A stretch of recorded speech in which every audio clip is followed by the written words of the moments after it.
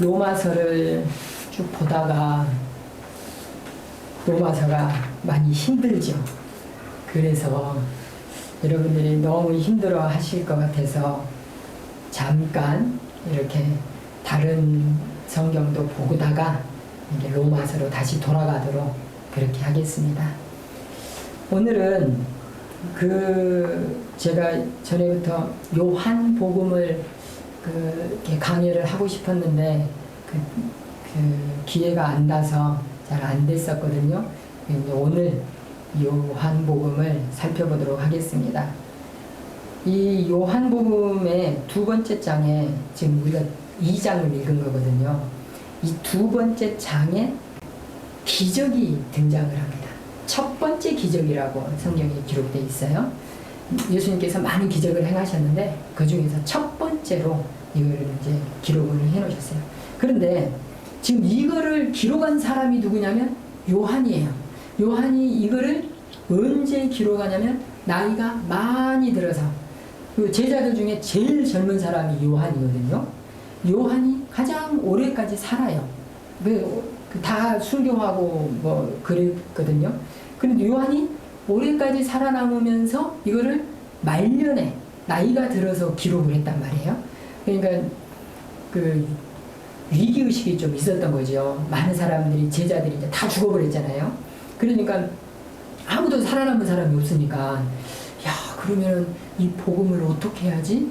예수님의 이 복음을 누군가는 기록을 해야 될 텐데, 물론 이제 다른 복음서들을 기록을 했다는 소문은 들었겠죠. 그런데도 이제 요한이 사명감이 있었겠죠. 내가 마지막 남은 사도인데, 내가 그래도 이 기억이 좀 멀쩡할 때 이걸 좀 기록을 해놔야 되겠다라는 생각이 있었을 거예요. 그러면서 이 말씀을 기록하면서 이 요한이 첫 번째 기적이다 라고 이렇게 딱 그 못을 박아서 기록을 해놔요. 그리고 나서 첫 번째 기적을 행하고 나서 바로 그 뒤 이어서 뭐를 써놨냐면 성전을 깨끗하게 하는 일을 기록을 해놨어요. 이 두 가지가 한 장에 묶어져 있단 말이에요. 요한이 왜 이랬을까?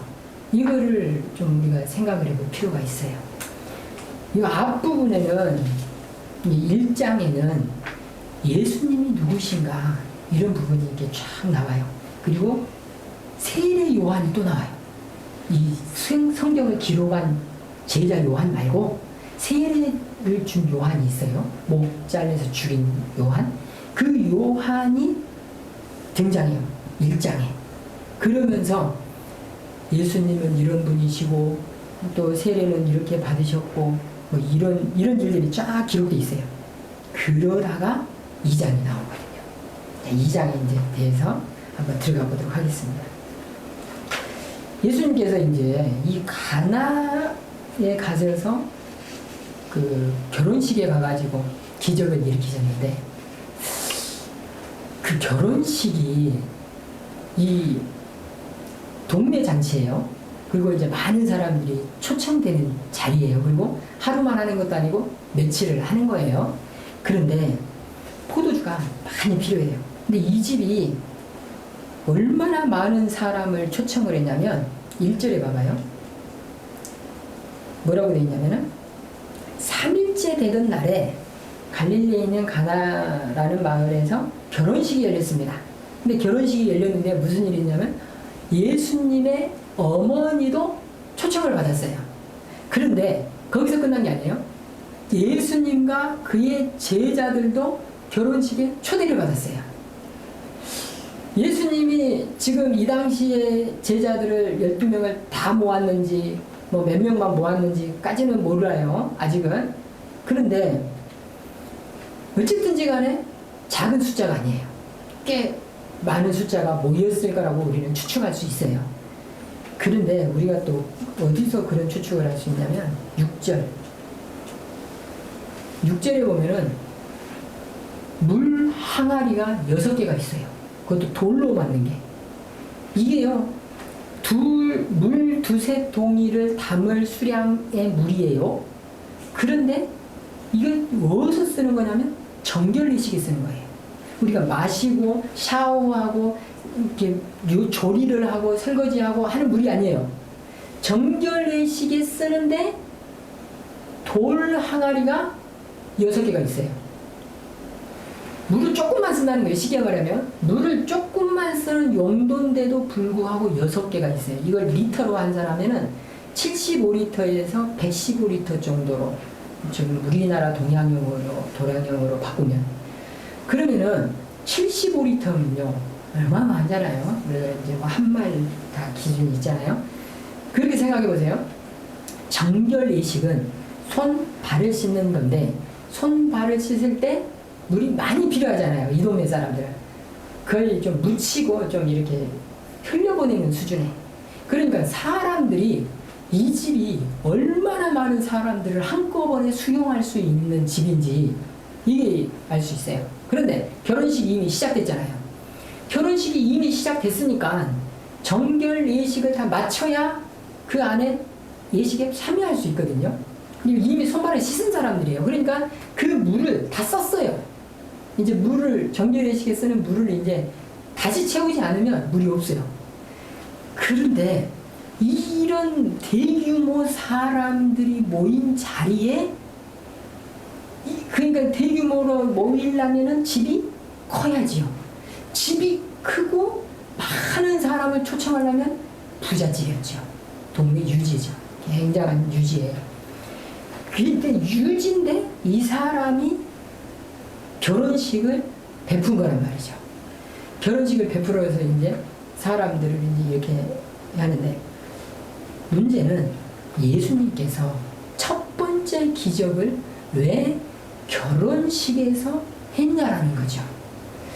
결혼은 이 가정이라는 것을 한번 생각을 해보세요. 이 맨 창세기에서부터 보시면, 창세기 뭐 다 아시니까, 사람을 만드시고 첫 번째 만든 사회적 조직이 있어요.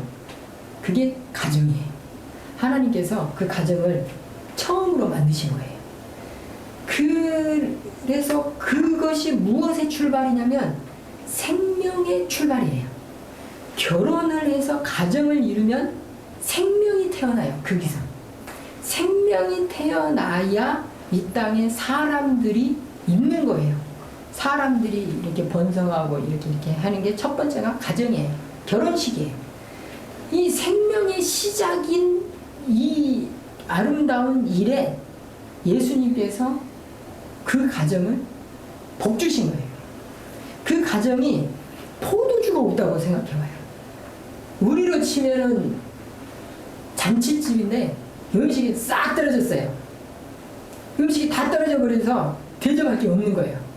그러면은 주방에서 일하는 인부들이 있잖아요. 우리 시골에서 인부들을 주방팀을 따로 꾸리잖아요. 또 이렇게 하면 되지, 이렇게 생각할 수 있는데 재료가 없는 거예요. 재료가. 인물은 있어요. 재료가 없는데 어디 가서 만들어 와요. 그러니까 배추가 없는데 배추 겉절이를 어떻게 만들어요. 이렇게 생각하시면 돼요. 포도주가 어디서 갑자기 뚝 하고 떨어질 수가 없는 거예요. 그러면 음식이 동남아하고 똑같아요. 우리나라로 치면 손님을 불러놨는데 그러면 어떻게 되겠어요? 아주 창피한 일이 되는 거죠. 창피한 수준에서 끝나는 게 아니에요. 우리가 지금 2021년 상황에서 생각하시면 안 돼요. 이 결혼식을. 고대사예요. 고대사회. 지금도 저 동남아나 이 혈족이 위주로 모여 있고 시골 이런 데 가보면요. 저도 이렇게 이제 직접 보진 않았지만 이게 소리로 이렇게 소문으로 들으면 결혼식을 굉장히 중요시 여깁니다. 손님들을 초청을 했으면 그냥 허투루 보낼 수가 없어요. 그랬는데 지금 손님들을 허투루 보내게 생긴 거예요. 그런데 고대 사회를 생각하셔야 돼요. 그렇게 되면 동네에서 어떻게 되냐? 매장돼요. 매장. 완전히 이 결혼식 준비를 허투루 한 거하고 똑같거든요. 그런데 예수님의 어머니께서 그것을 해결한 실마리를 갖고 계신 거죠. 예수님을 찾아가는 거죠. 막 가가지고 하인들도 불러가지고, 야, 지금부터 이 지금 작전이 있어. 지금 예수님이 한 말은 무조건 따라. 그러면서 자, 니네 빨리 예수님한테 가봐. 그래갖고 이제 작전을 짰죠. 근데 예수님께서 아직 내 때가 안 됐는데 그러면서 어머니의 부탁이기 때문에 이게 들어주는 거죠. 그러면서 그 가정이 동네에서 제대로 출발할 수 있는 발판을 마련해 주신 거예요. 굉장한 축복이에요. 이 가정을 살려준 거예요.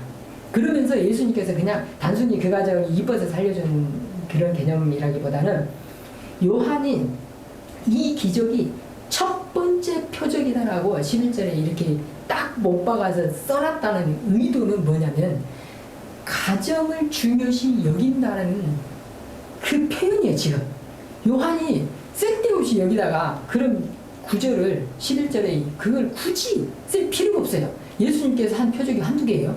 그리고 요한이 지금 나이가 들어가지고 지금 기억도 감감한 사람인데 이제 이런 표현을 굳이 썼다는 거는 중요하다는 거예요. 예수님께서는 그 가정이 왜 중요했냐? 생명의 출발이기 때문에. 그래서 이 가정을 복 주신 거라는 거를 지금 이렇게 기록을 한 거예요. 그러면서 12절을 보면은 뭐라고 되냐면은 이 일 있은 후 예수님께서 그의 어머니와 형제들과 제자들과 함께 가버나움이라는 마을에 가서 며칠 동안 머무셨습니다. 여기서 굳이 12절이 필요가 없어요. 13절로 하면 13절 보여주세요. 유대의 명절인 유월절이 가까워오자 예수님께서 예루살렘에 가셨습니다. 그냥 그 기적이 있은 후에 예루살렘에 가셨습니다 하면 돼요. 12절을 다시 봐봐요. 필요가 없는 구절을 지금 이렇게 써놨단 말이에요. 그런데 요한이 지금 나이도 많아가지고 힘도 없는 사람이 굳이 12절을 굳이 왜 넣어놨을까요? 이거 나 같으면 안 넣어놨죠. 근데 또 의도가 있죠. 이거를 왜 굳이 넣어놨겠어요? 이 가버나움이라는 동네는 원래 예수님의 주 무대예요. 그리고 예수님은 주로 예루살렘에 머물러 계시지 않고 가버나움을 기준으로 갈릴리에서 머물러 계셨던 거예요. 우리로 치면은 경기도 지방의 안산시 이렇게 생각하면 돼요.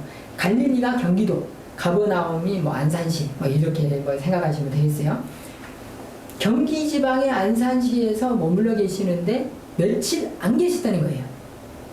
그 주 무대인데 요한이 그 동네 사람이에요.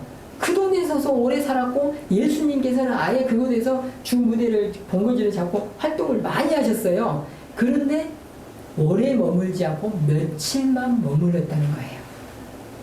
참 앞뒤가 안 맞지 않아요? 요한의 그 삶과 예수님의 사역의 주 무대가 거기였는데. 그런데 예수님이 인간 세상에 머무르신 것들을 간략하게 기록하신 거예요. 1장을 보면 돼요.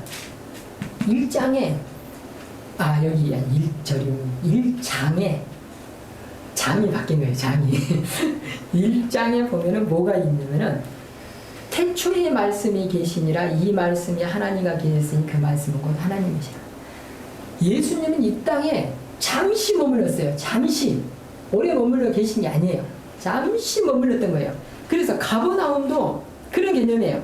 그것이 예수님의 생활의 터전이었고 사역의 터전이었고 예루살렘에서는 명절 때만 잠깐 올라갔었고 내려오신 곳인데도 불구하고 우리는 기억 속에 예루살렘이 오래 기억에 남아요.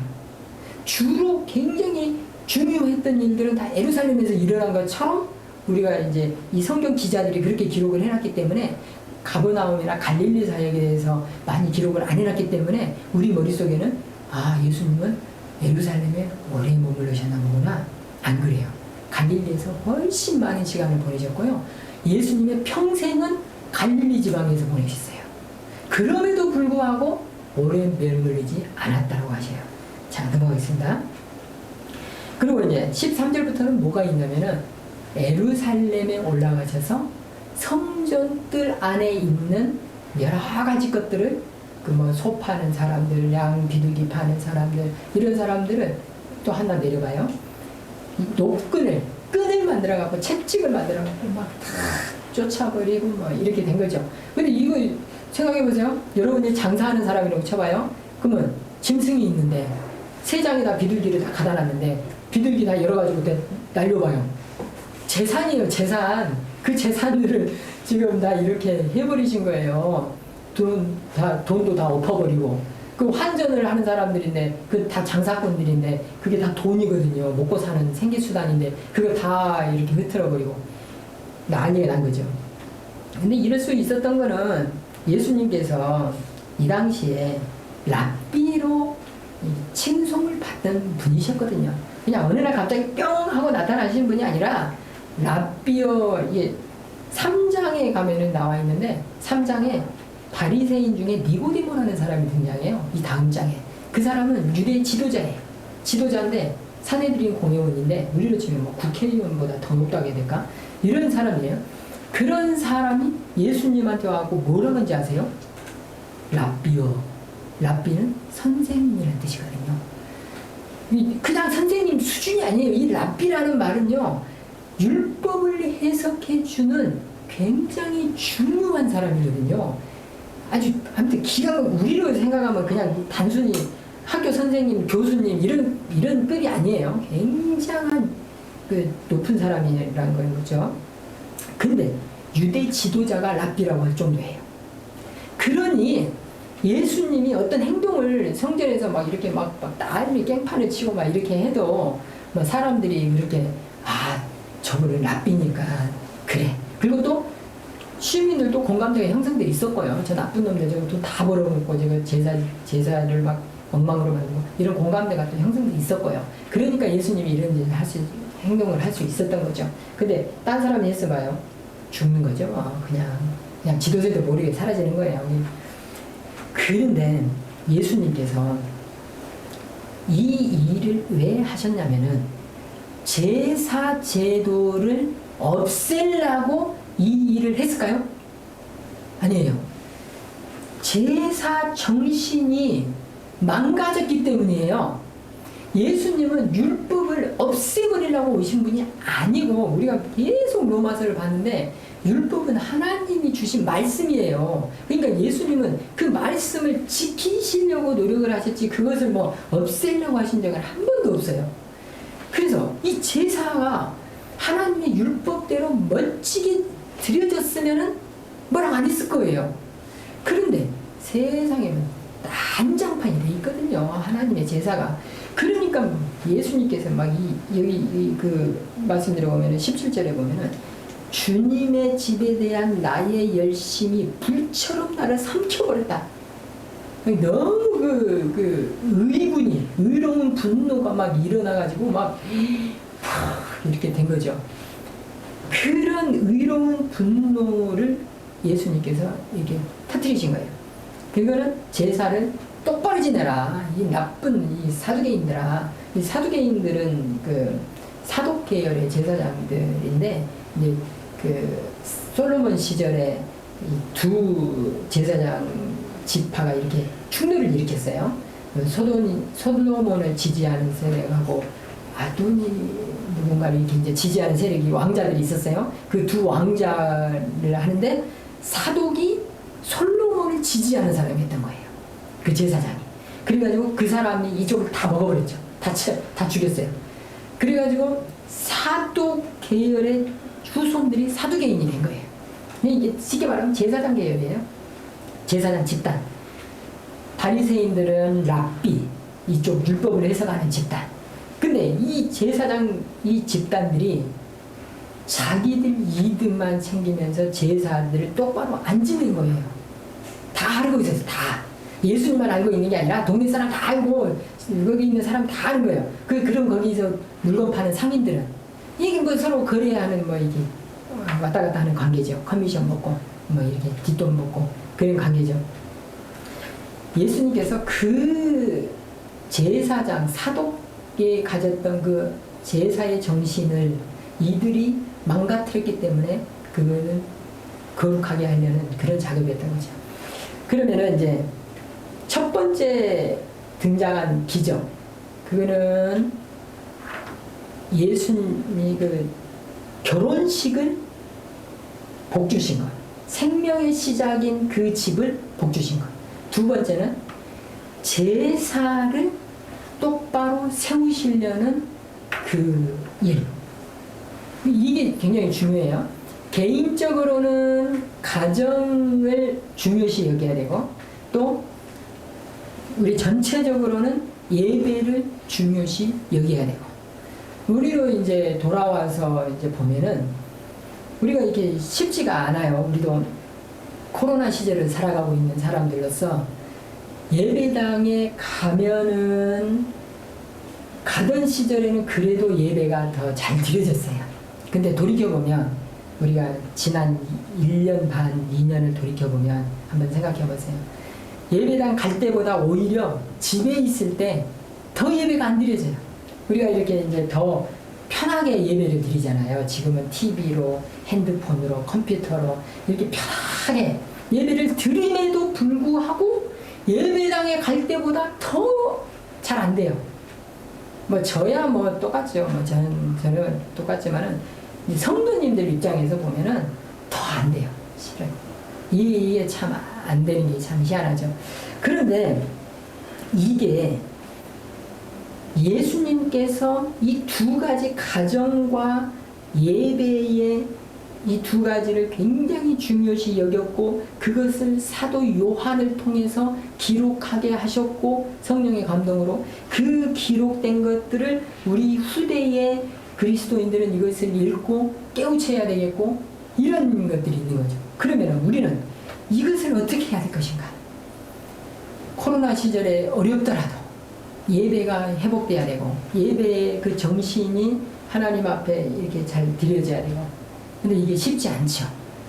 지금 우리 상황이 지금도 뭐 어떤 분들은 그냥 겨우겨우 일어나갖고 눈곱 떼고 겨우 그냥 저녁에 자던 옷 갈아입지도 않고 예배당에 가면 그래도 옷이라도 갈아입어요. 근데 집에서 해봐요.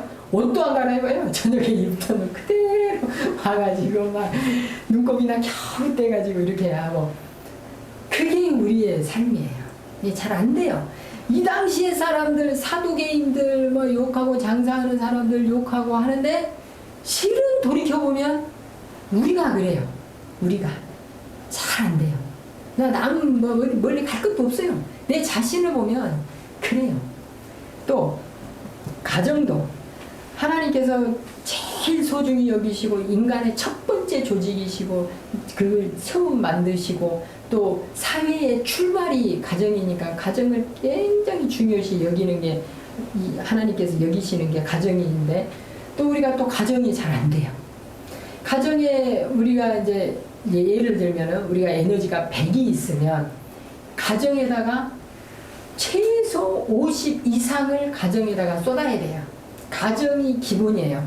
가정은 와가지고 별로 이제 가정은 원래 있는 자리니까 다 잘 돌아가니까 그리고는 이제 온통 힘은 다 이제 밖에서 쓰고 가정이 들어가고는 뭐 알아서들 다 잘하니까 그러고는 그냥 이 등한시 한다거나 또 어떤 사람은 또 거꾸로 가정이 와갖고 폭군이에요. 그냥 와가지고 막 가정 밖에 나가서는 큰 소리 하나도 못 쳐요.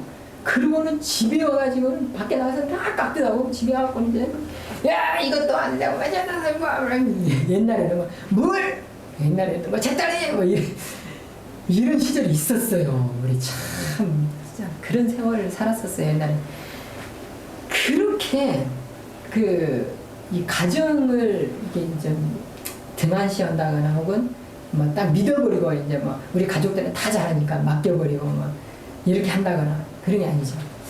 가정을 굉장히 소중히 여겨야 됩니다. 우리가. 그리고 예배를 소중히 여겨야 돼요. 그러면은 이 두 개를 합해봐요. 우리가 이 말씀을 단순히 읽고 우리는 성전이 없으니까 제사를 안 지내도 되는구나 이렇게 해버리면 안 돼요. 이걸 우리 삶에 적용을 해야죠. 이 첫 번째 가정과 제사 이게 이제 우리로 지금 예배잖아요. 이 두 가지를 합해야죠. 그러면 어떻게 해야 돼요? 가정 예배죠. 결국은 가정 예배. 가정에서 예배가 회복돼야 되거든요. 그런데 가정에서 예배 드리는 사람들이 그렇게 많지가 않아요. 잘 안 되죠. 그러면 최소한 가족들이 예배 자리에라도 나와야죠. 이렇게라도 돼야 되는데 그것까지도 안 해버리면 이제 망가지기 시작하는 거죠. 큰일 나는 거죠. 이게 진짜 철칙입니다. 가정이 망하려면은 첫 번째 뭔지 아세요? 예배를 소홀히 여겨요. 예배를 한 번 빠지고, 두 번 빠지고, 세 번 빠지고, 안 드려버려요. 그렇게 됩니다. 자연스럽게. 그러면 예배가 망가지고 예배가 안 드려진 집은 망가지는 거죠. 우리 가정이 망가지는 순서가 딱 정해져 있어요. 예배가 망가지기 시작해요. 예배가. 차츰차츰 예배가 없어집니다. 가정에서. 그러면 이제 가정이 망가지는 거예요. 이게 수순이에요, 수순. 그런데 어떤 분들이 그럴 거예요. 저희는요, 가정 예배 드려본 적이 없는데요. 아니, 자랑입니까, 이거지. 그럼 안 되죠. 가정 예배를 드리시고, 회복해야 되고, 정말로 이제, 저는요, 초신자라 가정 예배를 잘 드릴지를 몰라요. 그러면 정말 그런 분들이 있을 수 있어요. 초신자하고 또 가정에 이제 불신자들이 있고 협조가 안 될 수 있잖아요. 그러면 뭐 나 혼자 뭐 찬송 부르면 또 핍박이 올 수 있고. 뭐 그런 분들이야, 뭐 분위기 조성이 안 된 분들이야 어쩔 수 없는데, 그러면 최소한 그런 분들은 정말로 간곡히 가족들한테 부탁해서 예배 자리, 같이 드리는 예배 있잖아요. 공적 예배의 자리라도 이렇게 초청하는 방식으로라도 꼭 가정이 한 자리에서 예배 드릴 수 있고, 한 자리에서 말씀 듣고, 한 자리에서 찬송하고, 이런 것들이 반드시 필요합니다. 그래서요, 말씀의 결론은 뭐냐면, 하나님께서 이 두 가지를 너무너무 중요시 여기셔서 예수님을 통해서 이 사역을 하게 하신 것, 가정을 복주시고 예배를 회복하게 하시고, 이것이 2000년이 지난 2021년을 사는 우리한테 고스란히 적용이 되기를 바랍니다. 가정의 예배가 회복되고 공동체의 예배가 회복되는 그런 일들이 여러분을 통해서 일어났으면 좋겠습니다. 기도하겠습니다. 하나님,